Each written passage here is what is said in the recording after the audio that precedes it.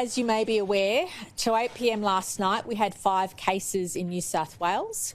Since 8 p.m, we've had an additional 7 cases.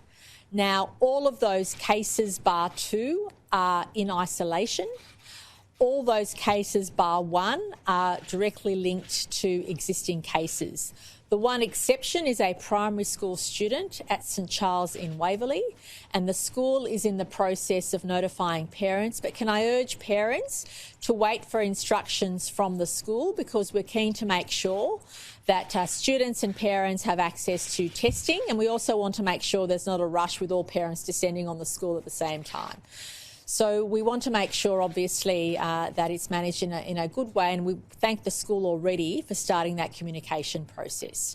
So whilst all the cases are in isolation, bar 4.2, one of which is this student, there's an additional case which is linked to an existing site, the Westfield Bondi Junction, but obviously close contacts of that case are in the process of being notified, and Dr Chant will go through that in detail. As a result of what's occurred overnight, the New South Wales Government will be extending the existing mask-wearing provisions for an additional week. So previously, Wednesday midnight or Thursday morning at 12:01, the existing ask in relation to masks was to expire. It will now continue in a mandatory way for an additional week. But we'll also be extending it to all of Greater Sydney. So that means excluding the Central Coast and excluding the Hunter, but all of Sydney will now be required to adhere to that compulsory mask wearing indoors for hospitality workers, when we're going shopping, when we're going grocery shopping, when we're going to events inside. It's only when you're really eating or drinking indoors at a venue that you can't or shouldn't be wearing a mask.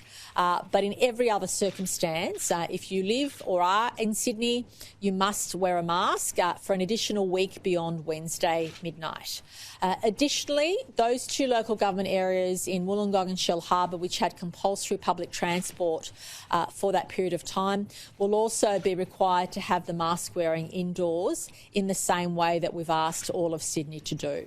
Now, there is no doubt an increased level of concern given the additional number of cases, but as Dr Chant said yesterday, we did expect, given how absolutely contagious the virus is, we did expect that household contacts that are already in isolation were likely to get the virus, because as Dr Chant will repeat today, as we did yesterday, unfortunately a number of people who've contracted the virus have done so in a very fleeting way, literally being within less than a metre within somebody but sharing the same airspace without any physical contact has still meant the virus has managed to transfer. So a very fleeting exchange or a very fleeting coexistence has actually allowed the virus to transfer, and that just highlights how contagious it is. Now, at this stage, we feel that the response we're having is proportionate to the risk, because we did predict and assume that all the household contacts, in fact, one family managed to contract the entire disease, parents and 4 children. So just to demonstrate to you how contagious this is. So we anticipate in coming days that those in isolation with a household contact are likely to develop the disease, given how contagious it is.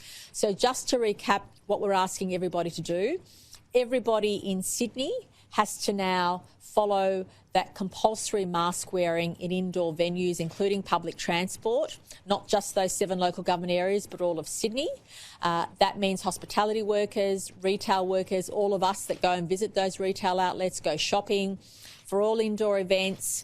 Obviously, workplaces are excluded, but all workplaces have a COVID safety plan. So if you're in a workplace, you have to maintain the social distancing and make sure your workplace safety plan is in place. But outside of that, mask wearing will be compulsory for at least another week. So from Thursday morning, 12:01 a.m. for another week. This is an important measure for us. We do want to get on top of this. As I said, the one thing that wasn't a surprise to us was all the household contacts getting the virus. But obviously the student at St Charles Waverley means that school has to have a deep clean, that parents will be advised, and we just want everybody to get tested. And Dr Chant will also describe how we've increased the number of days that we want people to get tested if they were at the Bondi Junction Westfield. Clearly that shopping centre has generated a number of cases, and we just want to make sure we've captured everybody. It could involve thousands of extra people having to get tested now, but we have the capacity for that to happen. We're urging people to come forward and get tested. The higher number of tests that we have, the better we'll be in making sure that we haven't missed any strains of community transmission.